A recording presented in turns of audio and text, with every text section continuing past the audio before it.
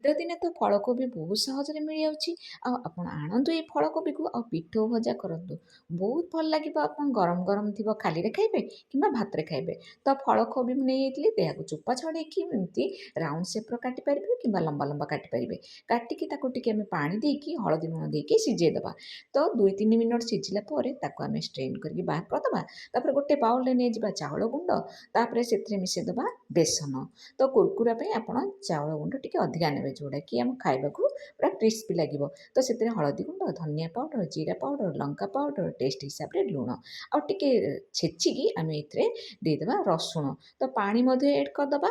Add କରିକି ଆମେ କ'ଣ କରିବା ନା ଏହାକୁ ଭଲ ଭାବରେ ମିକ୍ସ କରିଦେବା। ଆଉ ଗୋଟେ ଗୋଟେ ଫଳକୋବିକୁ ନେଇକି ତାୱାରେ ତେଲ ଦେଇକି ଆମେ ଏହାକୁ ଗୋଟେ ଗୋଟେ ଦେଇଦେବା। ଏପଟ ସେପଟ କରିକି 2-3 ଥର ଉଲଟେଇ ଦେବା। ଟିକେ ଲାଲ ହେଇଗଲା ପରେ ବାହାର କରିଦେବା। ଗରମ ଗରମ ଖାଆନ୍ତୁ। ଆଉ ଭିଡ଼ିଓଟି ଯଦି ଭଲ ଲାଗୁଛି ନିଶ୍ଚିତ ରୂପେ ଲାଇକ୍, ସେୟାର, ସବସ୍କ୍ରାଇବ୍ କରିଦିଅନ୍ତୁ। ଇନଷ୍ଟାଗ୍ରାମ, ଫେସବୁକ୍ ଯଦି ଦେଖୁଛନ୍ତି ନିଶ୍ଚୟ ଫଲୋ କରନ୍ତୁ।